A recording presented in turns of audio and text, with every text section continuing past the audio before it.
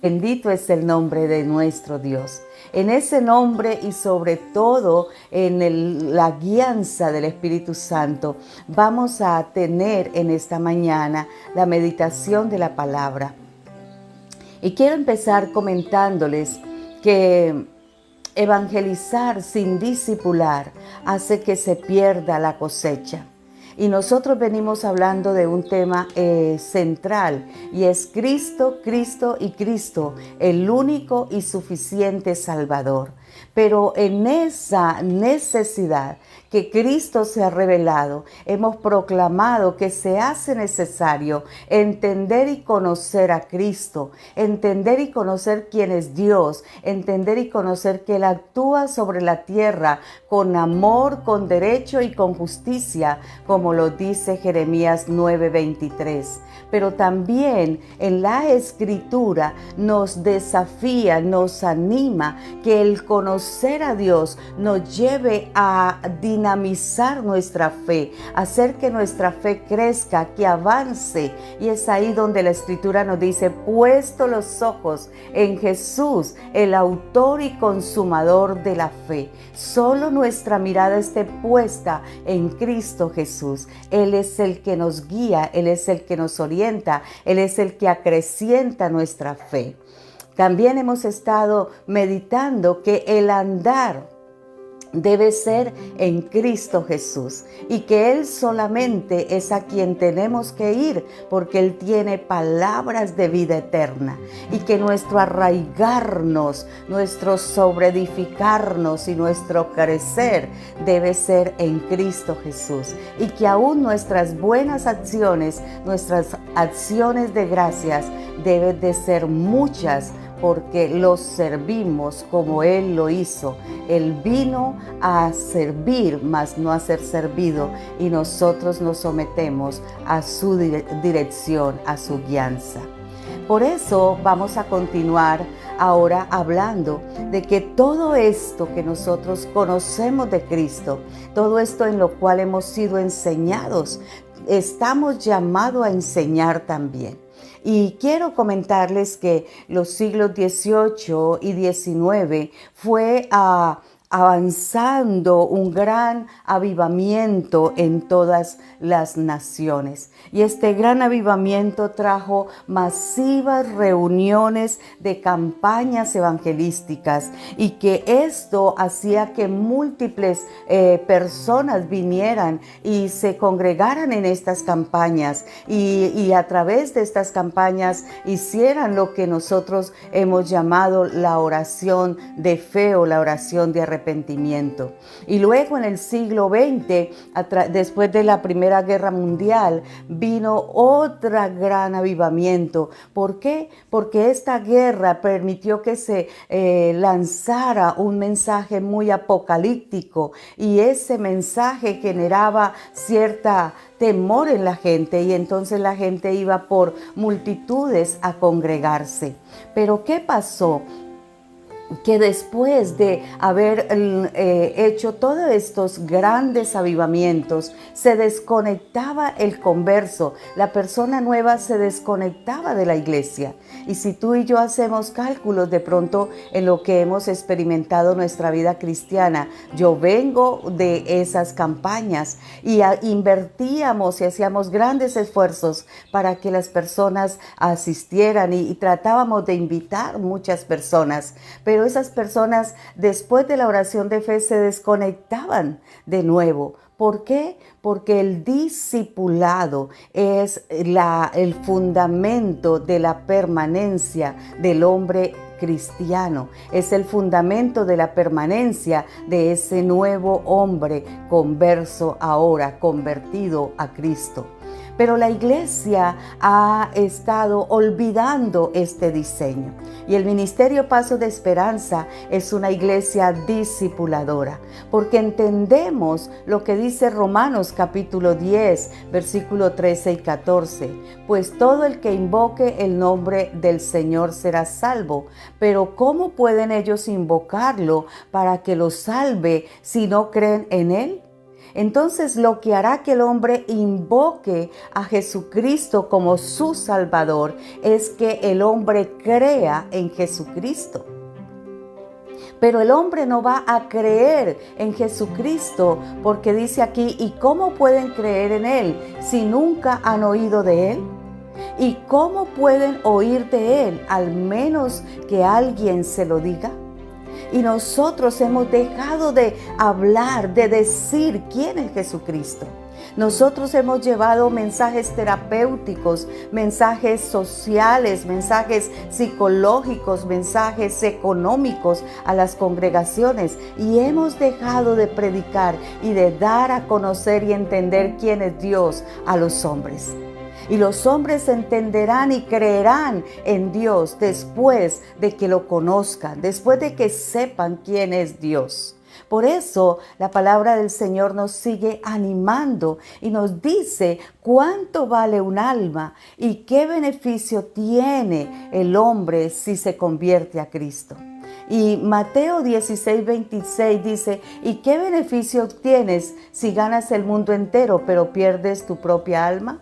¿Hay algo que valga más que tu alma? El Señor dice, dale valor al alma. Dale valor a que el alma se relacione con Cristo, que el alma sea salva a través de Jesucristo. Y es que tú y yo nacemos de nuevo cuando recibimos a Jesucristo y nuestro espíritu se une al Espíritu de Dios y somos uno con Él. Y después de que nuestro espíritu ha nacido de nuevo, nuestra alma se beneficia recibiendo ese conocimiento de Cristo. Y al recibir ese conocimiento de Cristo y entender quién es Dios, nuestra alma va siendo transformada, va siendo iluminada, va siendo traída a la luz. Nuestros pensamientos van a ser renovados, nuestras emociones son renovadas, nuestra voluntad se sujeta al señorío de Cristo. Y es de ahí la importancia de que el hombre no solo sea evangelizado, sino discipulado, entrenado, equipado para que pueda vivir en el verdadero evangelio, en esas buenas nuevas de salvación. Por eso la Escritura resalta tanto el hecho de que una persona conozca de Cristo. Y dice Lucas 15:7, de la misma manera hay más alegría en el cielo por un pecador perdido que se arrepiente y regresa a Dios que por 99 justos que no se han extraviado. Entonces el Señor está esperando por ellos. El Señor dice que la venida suya, el retorno a la tierra, no es por tardanza, sino que Él está aguardando que muchos más vengan al conocimiento de Dios. Pero mire lo que dice, al conocimiento de Dios, a que conozcan a Jesucristo como el Señor. No solo como el Salvador, sino como el Señor. Por eso la palabra del Señor nos dice que Jesucristo vino a buscar y a salvar lo que se había perdido. Lucas 19:10. Porque el Hijo del Hombre vino a buscar y a salvar lo que se había perdido. Mira, lo que se había perdido. ¿Y qué se había perdido? Se había perdido el cuerpo de Cristo. La iglesia necesitaba ser redimida. Efesios nos dice que Él se entregó por amor a ella a fin de perfeccionarla, de hacerla santa y sin mancha para presentársela a sí mismo. Entonces la iglesia de Jesucristo es redimida, es buscada para ser salva. Entonces el propósito de toda la obra de Cristo, el propósito de Dios a través de Cristo es proveer a los hombres un Salvador. Amén. Eso es verdad. El propósito de Dios a través de Cristo y la prioridad de Dios a través de Cristo es llamar a los hombres al arrepentimiento. Amén. Eso también es cierto. Pero el propósito de Dios a través de Cristo y la pasión que desarrolló Cristo en la tierra es discipular a los hombres. Lo primero que Él vino fue a llamar y a hacer discípulos. Y dice que pasando toda la noche en oración, al día siguiente llamó a los que quería que estuviesen con Él, que viniesen con Él para enseñarles, para impartirles esas verdades, para equiparlos. Pero ¿para qué equipa Cristo a los hombres haciendo los discípulos? Para que obedezcan todo lo que Él nos ha mandado. Y es ahí donde está el énfasis del discipulado. El énfasis del discipulado es que Cristo pase de ser el Salvador y se constituya en el Señor de todo. Cristo es glorificado cuando Cristo es el Señor de todo. Cristo es glorificado en tu vida y en mi vida si Cristo es el Señor. ¿Conexión? No, ya. Ok. Entonces, la Escritura nos sigue direccionando y hay 3 elementos a través de los cuales podemos hacer un discipulado correcto. Podemos entrenar y equipar a las personas para la obediencia. Y la primera de ellas está en Mateo 28, 19 y 20. Y dice, por tanto, vayan y hagan discípulos a todas las naciones, bautizándolos en el nombre del Padre, del Hijo y del Espíritu Santo. Enseñen a los nuevos discípulos a obedecer todos los mandatos que les he dado. Y tengan por seguro esto, que estoy con ustedes siempre hasta el fin de los tiempos. Mateo 28, 19 y 20. El primer elemento para ser una iglesia discipuladora, para ser un discípulo de Cristo y discipular a otros, es ir, ¿cierto? Pero también es bautizar y, en tercer lugar, enseñarles a los nuevos discípulos a obedecer todos los mandatos que les he dado. Y nosotros en la iglesia muchas veces vamos, amén, muchas veces bautizamos, amén, porque nos gusta que la membresía crezca y crezca y crezca, amén. Pero el discipulado y la iglesia discipuladora es una iglesia que enseña a los nuevos discípulos a obedecer todos los mandatos que el Señor nos ha dado. Porque ahí está el punto central. Jesucristo el Salvador, pero Jesucristo el Señor. El Señor ante quien nos sometemos. El Señor ante quien estamos sumisos, obedientes, rendidos a sus pies. Porque vendrá el tiempo en que muchos señores y muchos cristos y muchos dioses se revelarán en la tierra. Y ay de aquel que no tiene el conocimiento perfecto de Jesucristo. Y se rendirán y a muchos engañarán. Eso es lo que la palabra nos asegura. Entonces este es el primer elemento para ser una iglesia discipuladora. Pero el segundo elemento es ser testigo de Cristo. Es que tú y yo demos el ejemplo, el modelo de ser discípulos de Cristo, de estar sometidos, de estar sujetos a su voluntad. Y Hechos 26, 22 y 23 nos dice, pero Dios me ha protegido hasta este mismo momento, habla el apóstol, para que yo pueda dar testimonio a todos, desde el menos importante hasta el más importante. Yo no enseño nada que sea fuera de los profetas y de lo que Moisés dijo que sucedería, dice el apóstol. Yo soy testigo de una verdad que he aprendido y a través de esa verdad la imparto, la enseño. ¿Y qué es lo que enseñaba el apóstol? Que el Mesías sufriría y que sería el primero en resucitar de los muertos y de esta forma anunciaría la luz de Dios tanto a los judíos como a los gentiles por igual.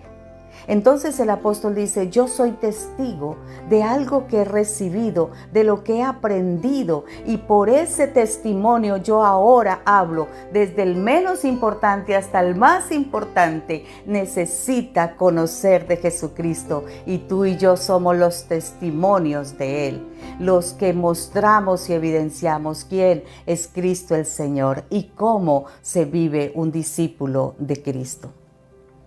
Pero el tercer elemento para discipular a las personas es mostrando el reino de Dios en la tierra. Y Santiago y Juan, la carta a Juan, nos dice cómo hacerlo. Santiago 1:27 nos dice, y esta es la religión pura y verdadera a los ojos de Dios el Padre, que consiste en ocuparse de los huérfanos y de las viudas en sus aflicciones y no dejar que el mundo te corrompa.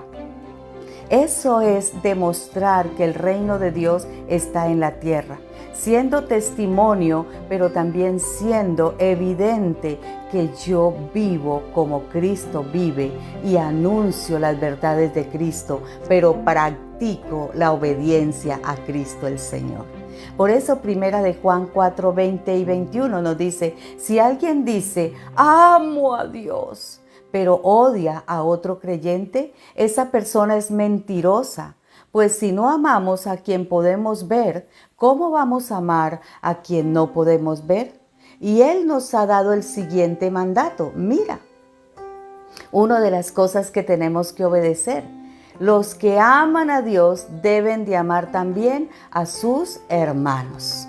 Los que aman a Dios deben de amar también a sus hermanos. Entonces, con estos tres elementos, nosotros debemos de ser una iglesia discipuladora, discipulándonos, conociendo y entendiendo quién es Dios, pero también discipulando a otros, haciendo que otros conozcan de Jesucristo el Señor.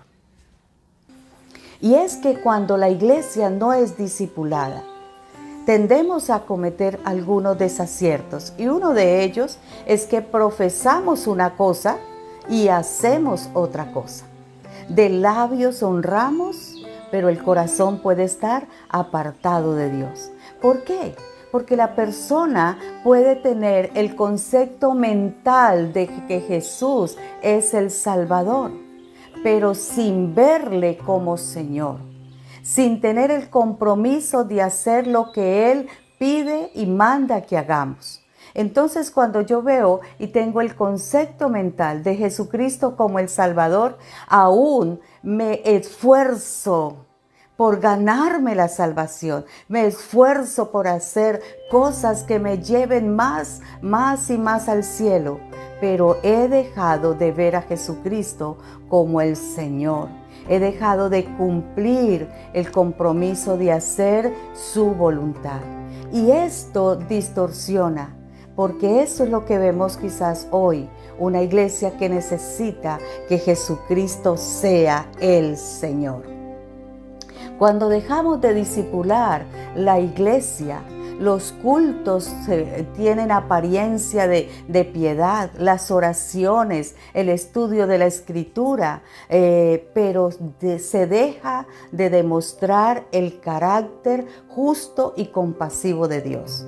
Tenemos iglesias, aleluya, amén, de mucho grito, de mucho júbilo, de pasar la noche dando la vuelta sin parar, pero la demostración externa en el diario vivir del carácter, de la justicia de Dios, de la compasión de Dios, de la misericordia de Dios, esa no se evidencia. Y es ahí donde el Señor nos dice que Él obra en la tierra con amor, con derecho y con justicia. ¿A través de quién? A través de sus discípulos, de la iglesia de Jesucristo. Cuando no discipulamos la iglesia ofrece planes terapéuticos para el matrimonio feliz, para la economía abundante, para la rehabilitación de las adicciones. Y déjeme decirle, esto solamente rasca donde le pica a la persona. Pero el objetivo al equipar la iglesia es que la iglesia sepa aplicar en su vida cotidiana lo que ha conocido de Dios, obedeciendo a Dios. Entonces, por estas razones, necesitamos discipular la iglesia, porque se hace necesario que una iglesia discipulada también exprese fuera lo que dentro del claustro del culto hace como asamblea religiosa. Por eso dice la religión pura y sin mancha, la religión pura y verdadera se expone afuera. Allá cuando se ama, allá cuando se ayuda, allá cuando se respeta, allá cuando se vive en justicia, allá cuando se vive en rectitud, sin que se corrompan con el mundo. Entonces, si queremos ver una sociedad transformada, se tienen que ver discípulos formados. Para transformar la sociedad hay que hacer discípulos, formar discípulos. Queremos tomar los montes. Yo recuerdo que estuvo un boom de los 7 montes y que vayamos a las artes, a la comunicación, a la política, a la esfera económica. Y esos montes se van a tomar si hay discípulos obedientes al mandato de Cristo, que conozcan y entiendan quién es Dios y cómo Él obra en la tierra con amor, con derecho y con justicia. Si no están estas personas discipuladas en esos montes, no se verá el testimonio de Cristo el Señor. Si no estamos realizando este discipulado y formando a nuestros hijos, a nuestras familias, a nuestros discípulos, y si no los estamos llevando a reconocer el señorío de Cristo y a obedecer a su voluntad, no veremos hombres y mujeres que tomen los montes. Es ahí donde termino leyendo, solamente voy a leer Isaías 58. Y anhelo que esta lectura, el Espíritu de Dios la imparta a su espíritu y la revele con poder. Y vamos a hablar de ello en nuestro encuentro del día miércoles. Dice Isaías 58, grita con la voz de un toque de trompeta. Grita fuerte, no seas tímido. Háblale a mi pueblo Israel de sus pecados. Sin embargo, se hacen los piadosos, vienen al templo todos los días y parecen estar encantados de aprender todo sobre mí. Actúan como una nación justa que nunca abandonaría las leyes de su Dios. Me piden que actúe a su favor, fingiendo que quieren estar cerca de mí. Hemos ayunado delante de ti, dicen ellos, porque no te impresionamos, Dios. Hemos sido muy severos con nosotros mismos y ni siquiera te das cuenta, Dios. Les diré por qué y les contesto. Es porque ayunan para complacerse a sí mismo, aunque mientras ayunan oprimen a sus trabajadores. ¿De qué les sirve ayunar si siguen con sus peleas y riñas? Con esta clase de ayuno nunca lograrán nada conmigo.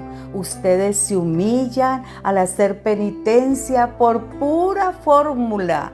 Inclinan su cabeza como cañas en el viento, se visten de telas ásperas y se cubren de ceniza. ¿A eso llaman ayunar? ¿Realmente creen que con eso agradan al Señor? No, esta es la clase de ayuno que yo quiero. Pongan en libertad a los que están encarcelados injustamente. Alivien las cargas de los que trabajan para ustedes. Dejen en libertad a los oprimidos y suelten las cadenas que atan a las gentes. Compartan su comida con los hambrientos. Den refugio a los que no tienen hogar. Denles ropa a quienes la necesiten. Y no se escondan de parientes que precisan su ayuda. Entonces su salvación llegará como el amanecer, y sus heridas sanarán con rapidez. Y su justicia los guiará hacia adelante, y atrás los protegerá la gloria del Señor. Entonces, cuando ustedes llamen al Señor, el Señor les responderá: sí, aquí estoy, les contestará enseguida. Levanten el pesado yugo de la opresión, dejen de señalar con el dedo y de esparcir rumores maliciosos. Alimenten a los hambrientos, ayuden a los que están en apuros. Entonces su luz resplandecerá desde la oscuridad, y la oscuridad que les rodea será radiante como el mediodía. El Señor los guiará continuamente, les dará agua cuando tengan sed y restaurará sus fuerzas. Serán como un huerto bien regado y como un manantial que nunca se seca. Algunos de ustedes reconstruirán las ruinas desoladas de sus ciudades, y entonces serán conocidos como reconstructores de muros y restauradores de casas. Amén, amén, amén. Isaías 58. Pídele al Espíritu Santo. Léelo, esta es la nueva traducción viviente. Y dile al Espíritu de Dios que imparte qué eres tú y cómo eres tú como un discípulo. Y lo vamos a continuar viendo la semana que llega, confiando en Dios. Un abrazo, bendiciones. Para mí ha sido un placer estar con ustedes en esta mañana. Los que quieran ingresar a la sala de Zoom, vamos pronto a encontrarnos en nuestra plática de este día. Un abrazo.